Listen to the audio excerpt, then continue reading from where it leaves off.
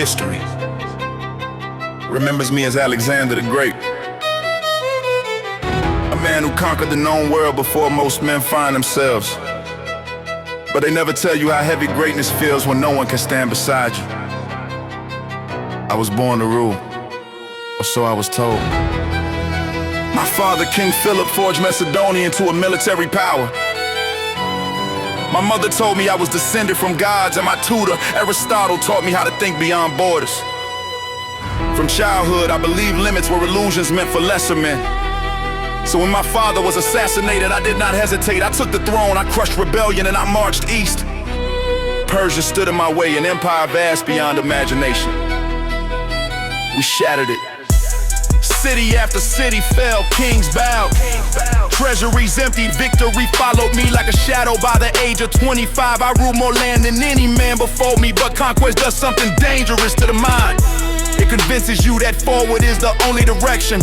There was always another enemy, another horizon, another reason not to stop. My generals begged me to rest, my body begged me to rest. I refused when there were no more worlds left to conquer. I felt something unfamiliar, emptiness. Without war, I did not know who I was. I died young, far from home, far from peace, far from everything. I built my empire, fractured the moment I was gone because I conquered lands, but never taught others how to rule them. Remember this: ambition can build empires, but without balance, it destroys the man who carries it. Alexander the Great stands as one of the most extraordinary figures in human history. In just 13 years of rule, he transformed the ancient world, creating an empire that stretched from Greece to Egypt and deep into Asia, larger than any empire previously known. He was a brilliant military commander, a charismatic leader, a ruthless conqueror, and a visionary who sought to blend cultures into a single, interconnected world. His life reads less like ordinary history and more like epic legend, yet it is grounded in real campaign, real cities, and real consequences that still shape the modern world. Alexander was born in 356 BCE in the Macedonian capital of Pella in northern Greece. His father, King Philip II of Macedon, was a revolutionary military leader who transformed Macedonia from a minor kingdom into the dominant power in Greece. Philip reformed the Macedonian army, introducing the phalanx formation armed with the long sarissa spear, and he united the often warring Greek city-states under Macedonian leadership. Alexander's mother, Olympias, was a princess from Epirus and deeply religious. She believed Alexander was destined for greatness and encouraged the idea that he was divinely favored, possibly even the son of Zeus. These beliefs profoundly influenced Alexander's sense of destiny and ambition. From an early age, Alexander showed signs of brilliance and intensity. One famous story tells how at around age 12 he tamed the wild horse Bucephalus, proving his courage and intelligence by realizing the animal feared its own shadow. Bucephalus would later become his trusted war companion and symbol of his leadership. When Alexander was about 13, his father hired Aristotle, one of the greatest philosophers in history, to tutor him under Aristotle's guidance. Alexander studied philosophy, science, medicine, geography, politics, and literature. He became especially devoted to Homer's Iliad, carrying a copy with him on campaign and modeling himself after Achilles. This education shaped Alexander's worldview. He did not see conquest as mere domination, but as a civilizing mission. He admired Greek culture and believed it should spread throughout the world, blended with local traditions rather than replacing them entirely. Alexander's military training began early. At just 16, he was left in charge of Macedonia while Philip campaigned elsewhere. When a neighboring tribe revolted, Alexander crushed a rebellion and founded a city named Alexandropolis, signaling his future habit of founding cities bearing his name. At 18, Alexander fought beside his father at the Battle of Chaeronea, where Macedon defeated Athens and Thebes. Alexander commanded the elite cavalry and played a decisive role in breaking the enemy lines. The victory secured Macedonian dominance over Greece and confirmed Alexander as a military prodigy. In 336 BCE, Philip II was assassinated during a public celebration. The circumstances remain mysterious, but the result was immediate instability. Alexander, only 20 years old, moved swiftly to secure the throne. He eliminated rivals, executed potential challenges, and forced the Greek city-states to reaffirm their loyalty. When Thebes rebelled, Alexander responded with brutal force, destroying the city entirely and selling its inhabitants into slavery. This ruthless act sent a clear message: rebellion would not be tolerated. From that moment, Greece remained firmly under his control.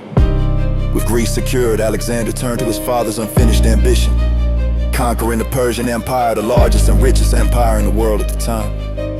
In 334 BCE, Alexander crossed into Asia Minor with about 35,000 soldiers, facing an enemy that vastly outnumbered him.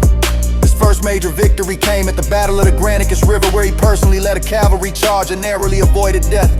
The victory opened Asia Minor to Macedonian control.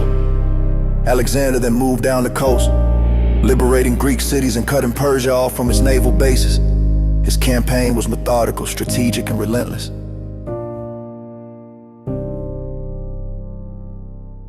Alexander's greatest rival was Darius III, the king of Persia. The first direct confrontation occurred at the Battle of Issus. Despite being outnumbered, Alexander exploited the terrain and led a decisive cavalry charge straight toward Darius, causing the Persian king to flee. Darius left behind his family, whom Alexander treated with respect, an act that enhanced his reputation as both conqueror and king. 2 years later, the decisive encounter came at the Battle of Gaugamela. Once again outnumbered, Alexander used brilliant tactics to break the Persian center. Darius fled for the second time, and the Persian Empire effectively collapsed. Alexander entered Babylon, Susa, and Persepolis.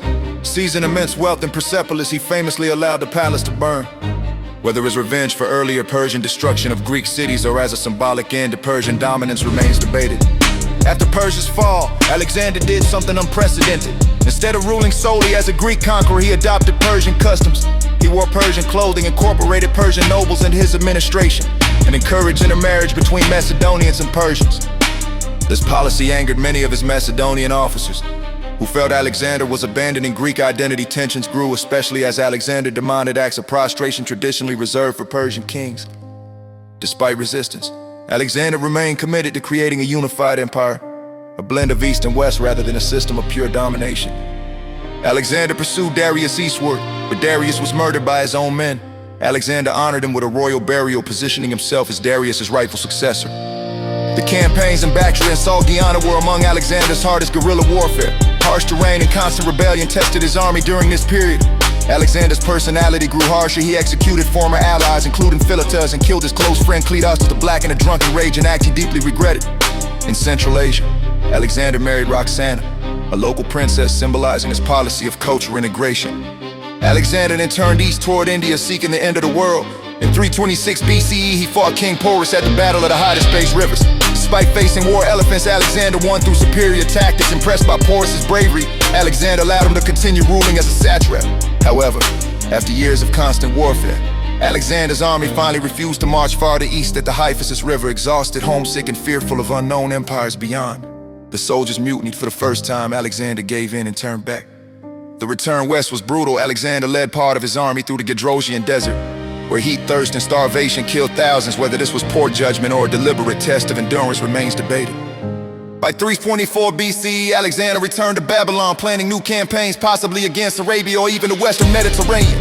In 323 BCE, at just 32 years old, Alexander fell ill in Babylon after days of fever. The exact cause remains unknown. Malaria, typhoid, poisoning, or complications from old wounds have all been suggested. When asked who should inherit his empire, Alexander reportedly replied, "To the strongest." Shortly afterward, he died. Alexander's empire did not survive him. His generals, the Diadochi, fought bitter wars that split the empire into kingdoms, yet Alexander's true legacy endured. He spread Greek language and culture across 3 continents, ushering in the Hellenistic Age, a period of cultural exchange that shaped art, science, politics, and philosophy for centuries. Cities he founded, many named Alexandria, became centers of learning and trade. Alexander changed how the world understood leadership, conquest, and cultural integration.